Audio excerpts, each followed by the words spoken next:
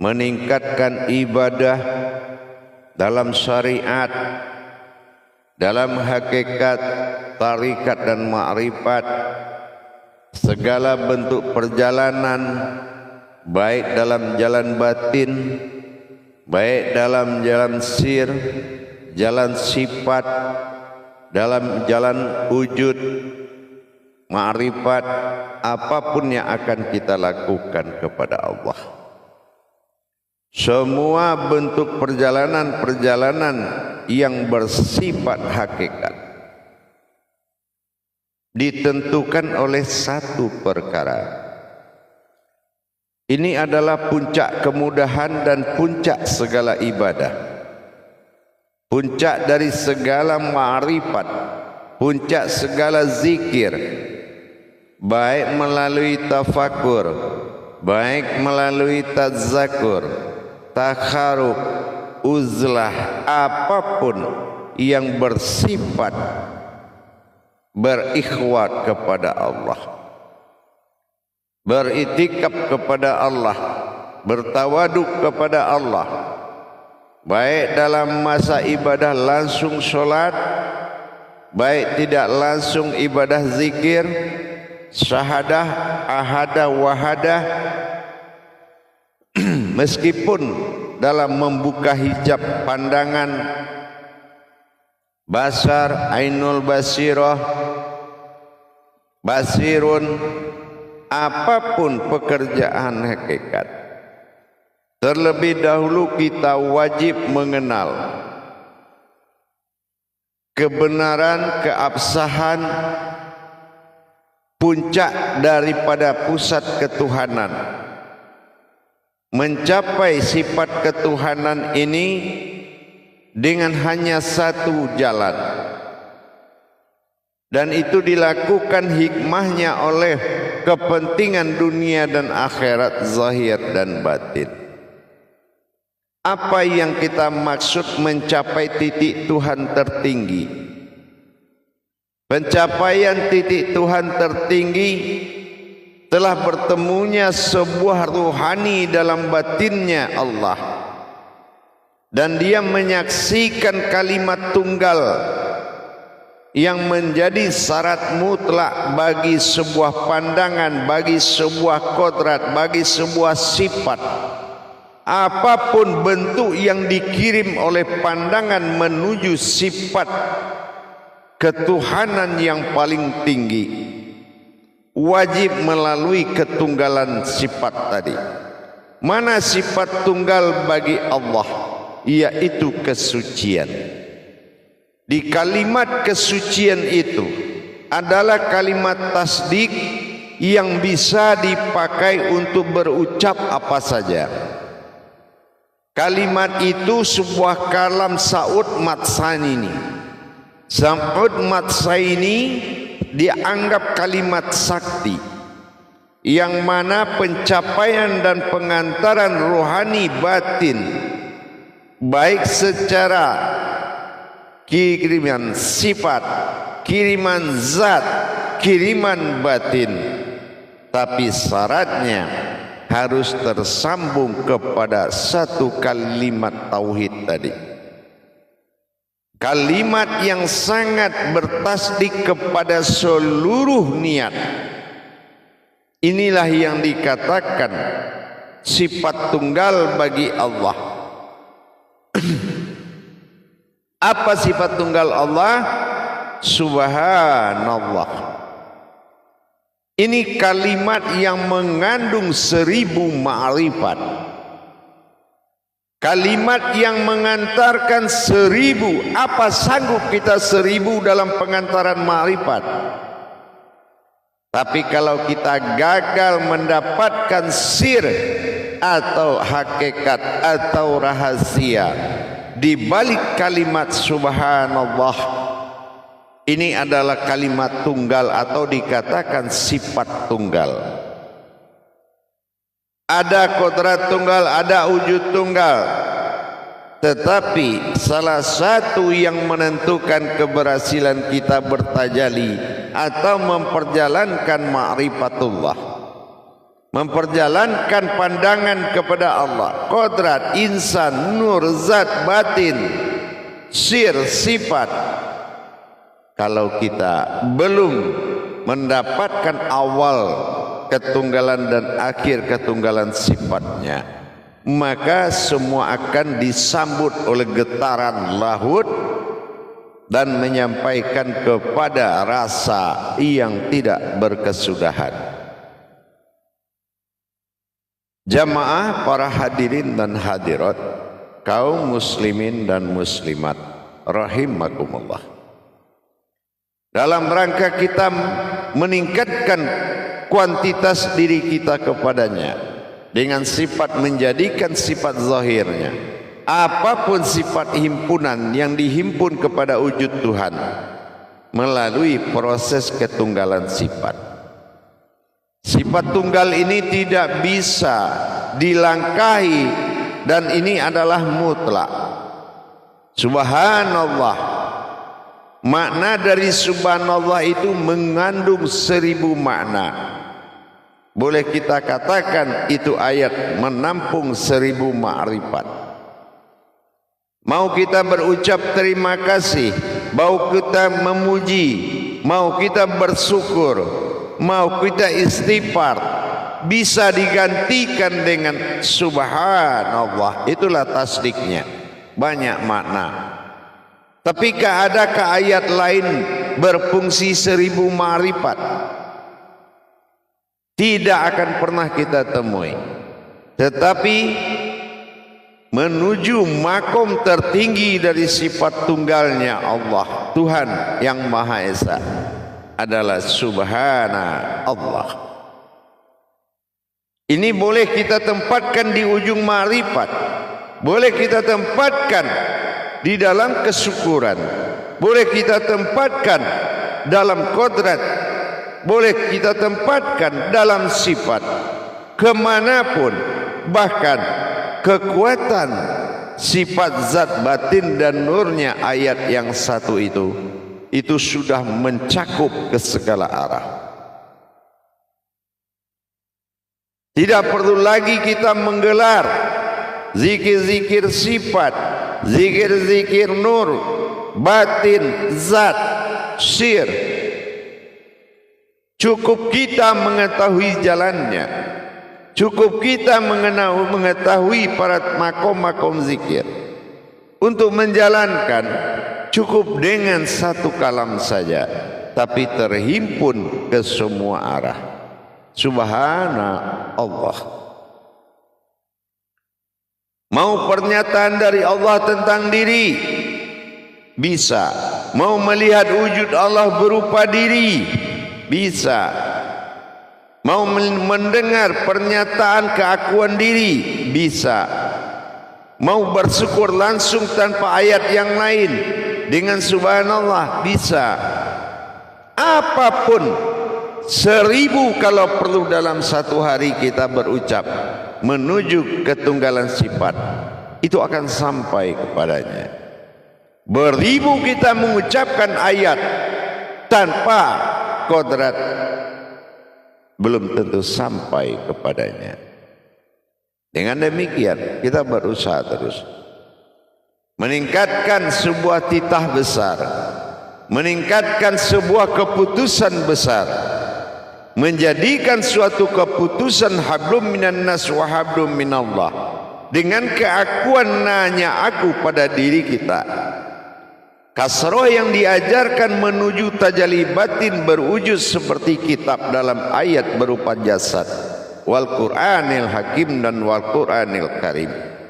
Maka di sini kita bisa membenarkan dengan mensucikan kodrat. Jangankan kodrat dalam pandangan yang disucikan, jalan yang tidak terlihat bisa disucikan dengan kekuatan taharoh diri kita. Subhana Allah. Jadi siapa yang berzikir dan apa yang berzikir, dan zikir itu apa? Dalam ayat tadi kalam Saud Matsani yang ada sebelum bismillah itu ada Subhanallah. Ini adalah sifat tunggal bagi Allah. mendekati tanpa kesucian, mendekati tanpa memiliki jiwa. Ini tidak mungkin bisa dilaksanakan oleh pencari atau orang yang dalam berjuang mendapatkan ketuhanan dirinya. Jamaah para hadirin dan hadirat, kaum muslimin dan muslimat rahimakumullah. Praktis sekali kalau kita ingin memahami, berucap, berpandang apapun yang kita lakukan, subhanallah, subhanallah, itu akan memberikan suatu keputusan mutlak. Dari sisi apa saja mau kita artinya, bisa diterjemahkan oleh kata yang satu ini. Sa'ud Matsaini yang sangat kuat ini bisa menjadi kendaraan rutin pandanganmu kepadanya. Mau dengan kalam, mau dengan pandangan, dengan rasa, dengan wujud, dengan kodrat, dengan kehendak, bisa dia perjalankan dengan satu kata subhanallah. Kita umpamakan seperti kita mengucapkan rasa syukur. Kita melihat sesuatu atau kita melihat kepada diri kita, subhanallah, dulu saya tidak tahu, sekarang alhamdulillah. Atau kita melihat sesuatu, subhanallah, dulu dia tidak benar, tapi sekarang sudah mulai benar. Subhanallah, bagus sekali ciptaan Allah ini. Subhanallah, indah sekali yang kulihat. Subhanallah, aku selalu bersamanya. Subhanallah, aku sucikan hakmu. Subhanallah, sampai kepada makom subhanallah, sesungguhnya keakuanku berasma Allah. Ketingkat pacuan makrifat tertinggi dalam ilmu tauhid adalah kalam-kalam Sa'ud Matsali atau dikatakan dengan ayat-ayat tauhid. Sangat kita pahami landasan ketuhanan yang mutlak setelah kita merasakan kalimat dari tiga kodrat kita. Subhanallah, pujian insan, subhanallah, pengakuan sifat, dan subhanallah, pengakuan keakuan. Semuanya adalah Allah. Artinya bersifat, berkehendak, dan menikmati dan merasakan, itu adalah wujudnya sendiri. Dan kemanapun kita arahkan, mensucikan diri pada sifat peleburan sifat diri, menuju wujud sesuatu yang berdiri dengan subhanallah, melumpuhkan segala kebodohan, menghilangkan segala kelalaian dengan mengalirnya sebuah kesucian air batinnya Allah subhan menuju keakuan Allah. Berjalannya tali batin, air batin dari subahnya Allah mengalir ke seluruh diri, meliputi sekalian rongga, akan mengisi kulimah-kulimah diri, akan menempati posisi kulimah-kulimah kodrat, maka terjadilah hayatullah, kehidupan Allah. Subhanallah, sesungguhnya aku keakuanlah yang berkalam Allah. Dengan demikian kita meningkatkan pencarian dengan mensucikan jalan-jalan pencarian dengan kekuatan keakuan subhana. Maka disinilah kita benar-benar memacu perhatian Allah agar kita adalah fitil dunia wasufah, menjadi pilihan utama bagi Allah di muka bumi ini dengan meningkatkan pencarian pemahaman, menikmati, memperjalankan dengan nilai dan derajat yang tidak merendahkan atau menghinakan wujud sifat Tuhan pada diri. Tentulah dengan mengatakan sesuatu yang bisa membawa ke semua wujud. Itulah subhanallah. Mendirikan dan bersuci selalu dengan kalam subhanallah adalah utama di atas keutamaan yang lain. Jalan-jalan kita sucikan diri kita dari ketidakmampuan, sucikan diri kita dari kebodohan, sucikan diri kita dari kelalaian, sucikan dari kita dari yang batil, dan dirikan Tuhan kita dari yang hak. Wujudkan sifat Tuhan dari yang hak. Tentu dengan adanya binasa yang batil, berdiri yang hak. Bagaimana cara membinasakan yang batil, mendirikan hak? Dapatkan diri yang sesungguhnya. Siapa dan atas nama siapa hidup dan kehidupan ini? Subhanallah. Sadarkah kita keakuan sifat na bagi diri, husna, huna, nahu menjadi pegangan tunggal. Subhanallah. Ini yang akan menjadi sifat tunggal yang selalu menjadi pegangan. Jangankan dari sebuah hadas, jangankan dari sebuah hadis, dari niat yang tidak benar saja itu sudah Allah liputi dengan kesucian. Jangan sampai ada sesuatu bisa menembus kerajaan ketuhanan pada diri dengan kekuatan lain melainkan subhanallah. Mengembalikan semua kepada awal mula jadi itu dengan kekuatan tasdik, yaitu ketunggalan sifatnya. Maka inilah yang akan selalu benar-benar menjadi pegangan siang malam 24 jam. Subhanallah. Sampai pada hakikat sesungguhnya subhana aku Allah. Ini adalah sifatnya yang berkalam. Adakah kita sudah sampai kepada sesungguhnya itu? Jangan melihat kita nur membersihkan zat, zat membersihkan batin, batin membersihkan sir. Tidak ada yang kotor di sifat Tuhan. Itu sebuah ibadah. Tidak ada satupun najis hadas di sisi Tuhan. Subhanallah, maha suci Allah, maha pada sifat sesungguhnya. Nah, kepada keakuan Allah, kepada nama. Ini tidak ada lagi yang mewujud selain wujudnya semata. Artinya dengan subhanallah kita bisa mengambil hak kadim, nur kadim, Allah kadim, sifatul kadim. Nyata dan menyatakan, nyatalah adanya. Inilah jalan tauhid tertinggi. Jalan tauhid tertinggi adalah dalam bentuk kalimat tasdik, yaitu saut matsaninya Al-Quran, saut matsaninya diri. Subhanallah.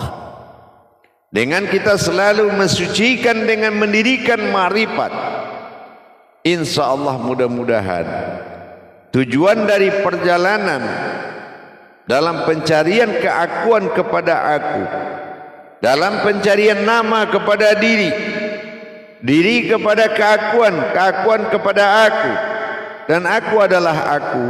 Pencarian hakikat seperti ini harus didampingi dengan masa suci yang tidak berhenti. Harus didampingi masa suci yang tidak terputus dengan memandang, merasa dan melihat. Subhanallah. Insya Allah akan sampai pada titik tujuan utama, titik utama, dan tidak ada titik akhir. Kita akan sampai kepada munajat tersebut apabila benar-benar kita di dalam kekekalan sifatnya, benar-benar kita dalam sifat tunggalnya, dan tidak bisa lagi ada kekalan dan sifat lain melainkan sifatnya semata, dan sifat itu dia juga. Inilah yang menjadi pegangan mutlak. Hadirin jamaah yang dirahmati Allah rahimakumullah.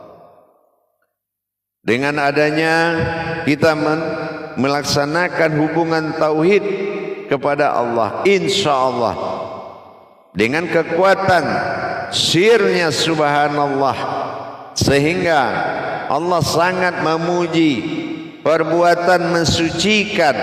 Kenapa? Yang suci itu adalah aku, yang suci itu adalah Dia. Bukan kita mendapatkan sesuatu yang suci, tetapi kita telah mencapai yang satu yang suci. Sesungguhnya yang suci itu adalah aku, subhana Allah, tapi dalam keakuan na. Dengan demikian kita bisa menjalankan latihan, kita bisa menjalankan riyadhah, mujahadah dengan mensucikan kodratnya sampai pada wujudnya yang nyata dengan ketunggalan kesucian sifatnya sendiri. Maka tidak perlu lagi kita susah-susah menzikirkan dan mengadakan tahali, pengisian nur zat batin. Tidak perlu lagi, karena semua sudah jadi, dan bagian dari yang jadi adalah kita yang terjadi. Tidak ada lagi kenyataan Allah, melainkan apa yang di depan pandanganmu, itulah yang nyata bagi Allah. Insya Allah mudah-mudahan bisa kita jalankan dengan tawaduk, dengan itikaf yang benar, mensucikan pada kodratnya sampai menjadi kodrat yang suci. Batin dan rohani akan bertemu dengan yang mengatakan suci itu adalah aku, subhana Allah. Sebelum kita mendapatkan dan bertemu dengan keakuan dalam pandangan keinsanan tadi, maka belum dikatakan zikir kita menuju kesempurnaan. Insya Allah laksanakanlah dan lakukan dengan ikhlas, dan jangan lupa ikhlas di sini memiliki jalan yang